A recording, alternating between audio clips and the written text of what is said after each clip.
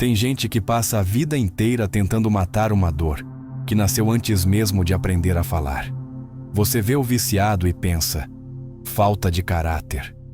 Mas o que você não viu foi a criança que ele foi, a que apanhava em silêncio, a que se escondia no quarto ouvindo os pais se destruírem, a que aprendeu cedo que sentir era perigoso. O vício não é sobre prazer, é sobre fuga. É o alívio químico de uma dor emocional crônica. É o anestésico que a pessoa usa para continuar existindo. Não pergunte por que o vício, pergunte por que a dor. Essa frase não é só brilhante, é a chave. É de Gabor Maté, um dos únicos médicos do mundo que tem coragem de dizer o que ninguém quer ouvir. O vício não é o problema. O vício é a tentativa de resolver o problema. Sabe aquela garota que se automedica para conseguir dormir? Aquele cara que vive colado no celular, no álcool, no sexo, na comida, em qualquer coisa que faça ele esquecer de si mesmo por 10 minutos? Não são fracos. São sobreviventes. Sobreviventes de infâncias onde era mais seguro reprimir a dor do que pedir colo. De famílias que batiam, gritavam ou simplesmente ignoravam. Esse vídeo não é para julgar. É para entender. Para olhar para o vício com os olhos certos e ver o que está por trás dele. Traumas invisíveis que moldam destinos. Se você chegou até aqui, prepare-se. A gente vai mexer em coisas que ninguém quer tocar, mas que precisam ser ditas. Algumas feridas não deixam sangue, deixam padrões. O menino que não chora vira o homem que não sente. A menina que cuidava da mãe deprimida vira a mulher que vive com culpa por descansar. A criança que cresceu tentando agradar para sobreviver se torna o adulto que não consegue dizer não, nem às pessoas, nem aos vícios. Gabor Maté diz: quando não somos vistos, não aprendemos a nos ver. E quando não aprendemos a nos ver, passamos a vida buscando formas de escapar de nós mesmos. As pessoas acham que trauma é só violência, grito, estupro, guerra. Mas não. Trauma também é o que não aconteceu, o toque que faltou, a presença que não veio, a mãe que estava ali, mas vazia, o pai que sustentava a casa, mas nunca olhou nos seus olhos como se você realmente existisse. A ausência, quando se repete, se torna forma. O cérebro infantil, ainda em desenvolvimento, é altamente moldável, e ele entende rápido. Meus sentimentos não têm espaço aqui. Então essa criança aprende a calar a emoção. E o corpo, que não sabe mentir, guarda tudo. O trauma emocional crônico, especialmente nos primeiros anos de vida, altera o funcionamento do cérebro. Isso não é metáfora, é neurociência. O córtex pré-frontal, que regula impulsos e decisões, cresce sob tensão. A amígdala, que reage ao perigo, vive em alerta. O eixo hipotálamo, hipófise adrenal, que regula o estresse, se acostuma a operar como se o mundo fosse hostil o tempo inteiro. Não é drama, é estrutura. Agora pensa no vício. Por que alguém repetiria um comportamento que destrói o corpo, os relacionamentos, a dignidade? Porque por alguns segundos, aquela substância ou aquele comportamento faz o sistema nervoso parar de gritar. Por segundos, o corpo descansa, a mente desacelera, a dor afunda. E isso, para quem vive em guerra interna desde criança, é uma sensação de alívio tão rara que se torna irresistível. Maté escreve: as crianças precisam de um ambiente em que possam expressar livremente seus sentimentos e ser aceitas por inteiro. Quando isso não acontece, a dor que é negada retorna como compulsão. Não tem a ver com vício, tem a ver com abandono. Com um abandono sutil, repetido, banalizado. Crianças que foram alimentadas, vestidas, levadas à escola, mas nunca escutadas de verdade. Crianças que entenderam cedo que suas emoções incomodavam, que sua raiva era um problema, que sua tristeza era drama. E então elas se adaptaram, ficaram boazinhas, tranquilas, independentes, mas por dentro guardaram uma raiva surda, um choro represado, uma necessidade não atendida que nunca deixou de doer, só mudou de forma. Você já parou para pensar no que acontece com uma criança que cresce sem um lugar seguro para ser ela mesma? Ela aprende a se odiar, aprende que sentir é errado, que depender dos outros é fraqueza. E então, quando adulta, cada vez que sente ansiedade, tristeza ou solidão, ela se culpa, ela se julga, ela se afasta. E é aqui que entra o vício. O vício não aparece porque alguém tem mente fraca. Ele aparece porque lá atrás a dor foi grande demais e ninguém ensinou como lidar com ela. E isso, infelizmente, é comum. O vício começa como um abraço e termina como uma prisão. Nos primeiros momentos, ele não te destrói, ele te acolhe. É como uma pausa no barulho interno, um botão de desligar. Por isso tanta gente volta para ele. Não porque quer se destruir, mas porque naquele instante é a única coisa que funciona. Gabor Maté escreve: o vício não é o problema, é a solução temporária para um problema muito mais profundo. Quando alguém diz, sou viciado em cocaína, o que ele não está dizendo, o que talvez nem saiba, é: sinto um vazio que não consigo explicar. Carrego um peso que não lembro de ter escolhido. Só quando estou chapado eu me sinto inteiro. O vício é uma adaptação, uma tentativa improvisada de regulação emocional. Porque quando você cresce num ambiente em que seus sentimentos não são acolhidos, você precisa dar um jeito de sobreviver a eles. A neurociência confirma: o cérebro moldado pelo trauma busca desesperadamente por dopamina, o neurotransmissor do prazer e da motivação. Só que, com o tempo, quanto mais você usa a substância para gerar dopamina, menos sensível o cérebro fica a ela.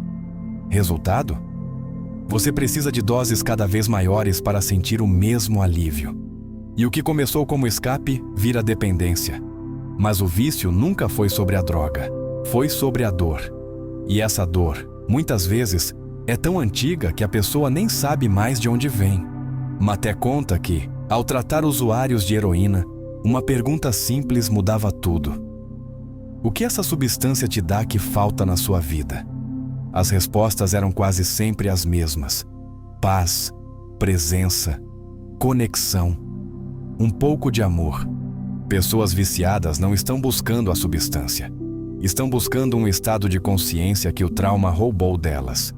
Estão buscando o que todo ser humano precisa: segurança interna, sentir-se suficiente, sentir-se vivo sem dor.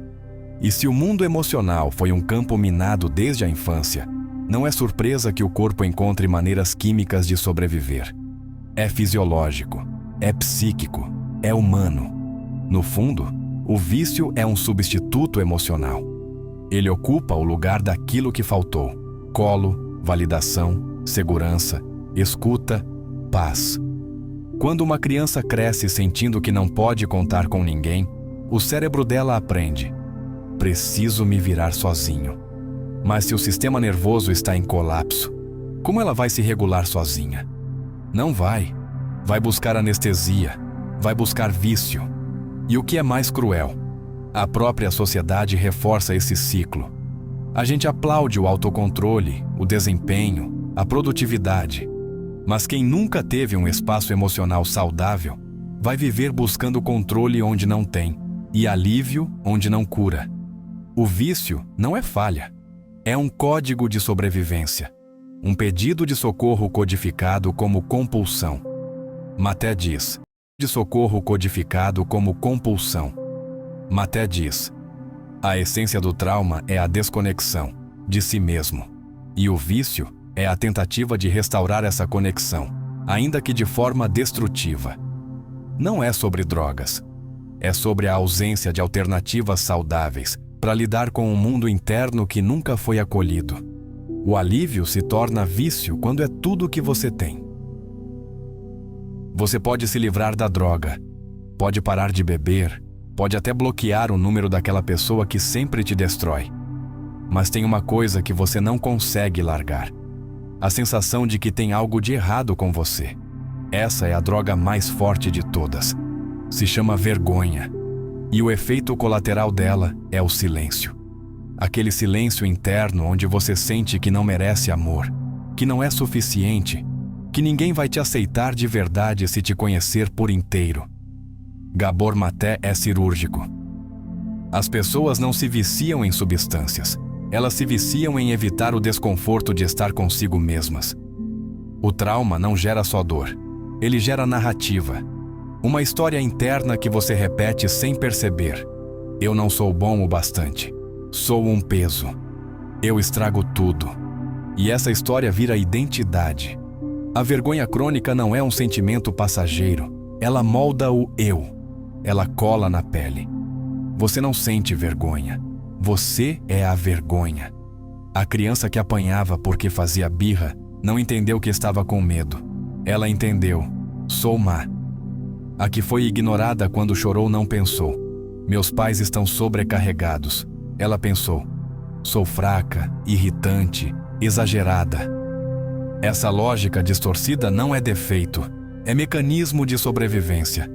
A criança não pode concluir que o adulto é o problema, porque ela depende dele para viver. Então ela assume a culpa, porque é a única forma de manter algum senso de controle. É irracional, mas necessário. Agora corte para a vida adulta. Você vê alguém sabotando o próprio relacionamento. Vê alguém aceitando migalhas emocionais. Vê alguém voltando para um vício que o destrói. E não entende.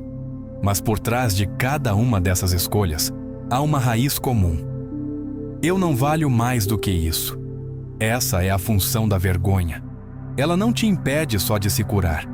Ela te convence de que você nem deveria tentar. A psicologia já descreveu isso. Vergonha tóxica. Um estado crônico onde a pessoa se identifica com sua dor. É o oposto da culpa saudável, que diz, fiz algo errado. A vergonha tóxica diz, eu sou errado. Gabor Maté aponta que a sociedade, ao tratar o vício como falha moral, só reforça essa narrativa.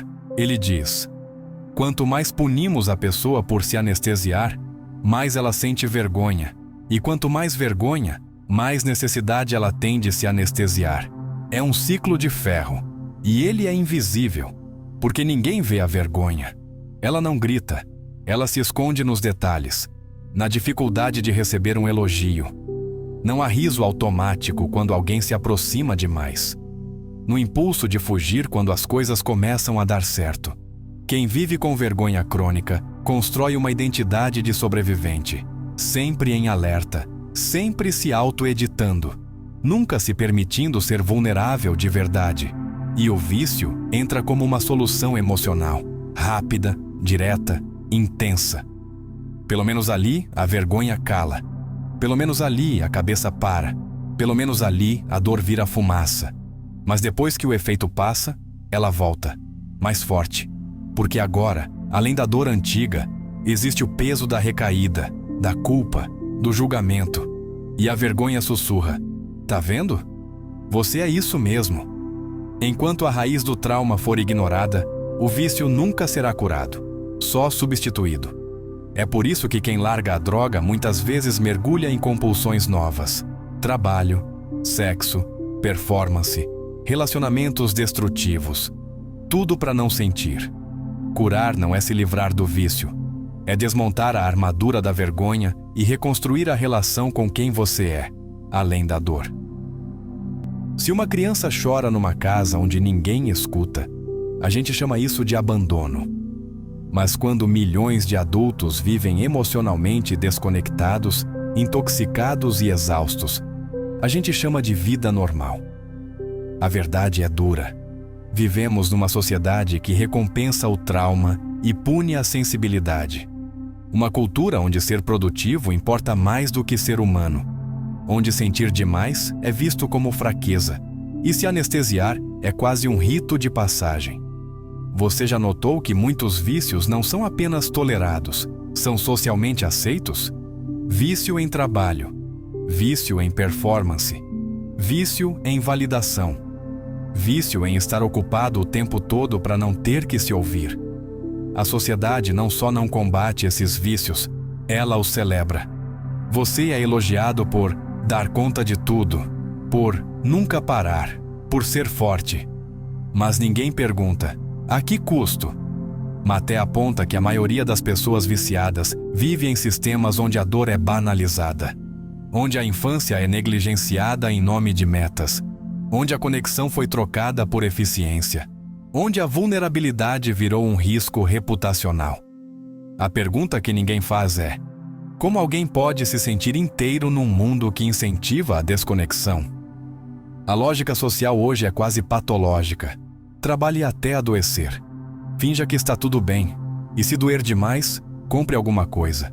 Tome algo. Afogue no consumo. Você acha que o vício começa no beco com uma seringa? Não. Ele começa no comercial que diz que você só será desejável se usar tal perfume. Na escola que valoriza a nota, não a empatia. Na família que ensina que homem não chora. Vivemos numa fábrica de trauma silencioso e chamamos isso de civilização. A medicina tradicional ainda olha o vício como um problema individual. Mas a visão de Maté é disruptiva. O vício é uma resposta normal a uma realidade anormal. Realidade onde o toque foi substituído por tela, onde o tempo virou moeda, onde a infância virou agenda, onde estar presente se tornou luxo. E nessa lógica doentia, as pessoas aprendem que só têm valor se forem úteis, rápidas, fortes, resilientes. Mas isso é desumano. E o que é desumano, mais cedo ou mais tarde, exige anestesia. Olhe ao redor.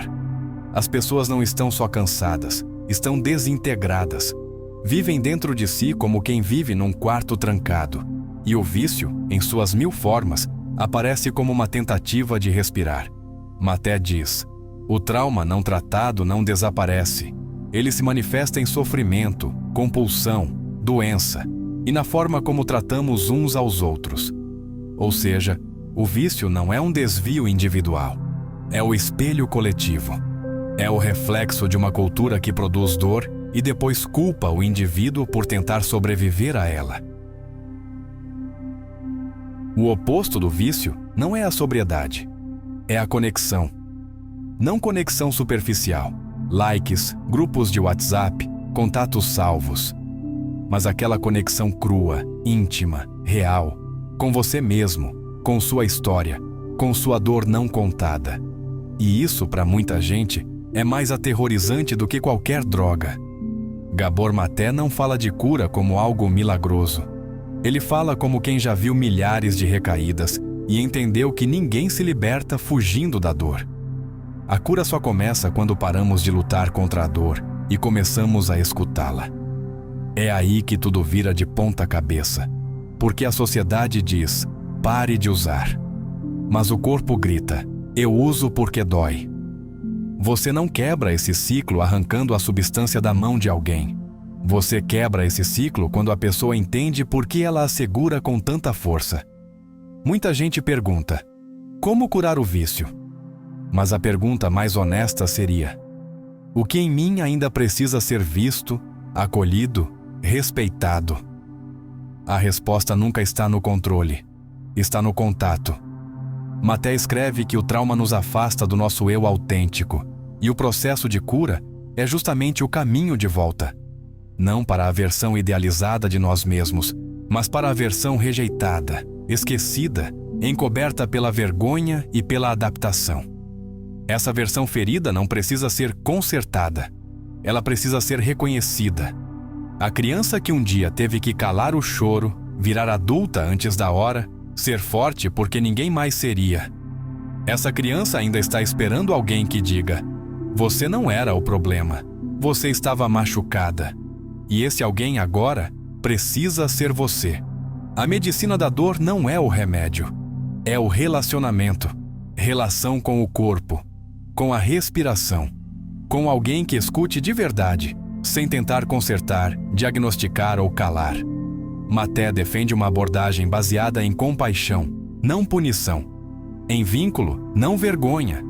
Ele afirma: as pessoas se curam na presença de quem pode suportar a verdade do que elas viveram. Isso exige coragem. Porque muitas vezes, a verdade do que você viveu é mais dura do que você mesmo queria admitir. Mas fugir disso é continuar repetindo o trauma de formas novas, com rostos diferentes, com substâncias diferentes. É continuar esperando que algo externo resolva uma ferida interna. Curar não é apagar o passado, é mudar a relação com ele. É sair da lógica da culpa e entrar na lógica da escuta. Quando você para de se tratar como inimigo, algo dentro de você começa a desarmar. Não de um dia para o outro, mas no tempo da verdade. E talvez pela primeira vez você perceba: você nunca foi viciado. Você só estava tentando se manter de pé com as ferramentas que tinha. A cura não é um destino. É o processo de parar de fugir de si. É aprender a ficar. E ficar, às vezes, é o ato mais revolucionário que alguém pode fazer. E ficar, às vezes, é o ato mais revolucionário que alguém pode fazer. Se você chegou até aqui, é porque algo dentro de você reconheceu a verdade por trás dessas palavras. Talvez uma dor que nunca foi nomeada. Talvez uma lembrança que você esconde há anos. Ou talvez apenas a sensação de não estar tão sozinho assim. Esse vídeo não foi feito para entreter. Foi feito para tocar. E se ele te tocou, se te fez pensar, sentir, respirar fundo, até que seja de dor, então ele cumpriu seu papel. E você, só por assistir até o fim, já fez algo enorme. Você deu espaço para uma conversa que o mundo inteiro tenta evitar. Mas se você sente que quer ir além, se essa mensagem faz sentido para você de verdade, você pode ajudar a manter esse tipo de conteúdo vivo. Se torne membro do canal. Além de apoiar esse trabalho, você vai ter acesso a conteúdos exclusivos, interações mais próximas e fazer parte de uma comunidade que não tem medo de olhar para dentro. Aqui, a gente não finge que tá tudo bem. Aqui, a gente escolhe a verdade. E se quiser deixar um gesto de gratidão direto, pode usar o Super Thanks aqui embaixo. É uma forma de dizer: isso fez diferença para mim. Mas saiba, só de assistir, de curtir, de compartilhar, você já está fazendo mais do que imagina. Você está espalhando uma mensagem que pode sim mudar vidas. Porque talvez o que cura não seja uma resposta. Talvez o que cura seja finalmente ser visto. Obrigado por estar aqui, de verdade.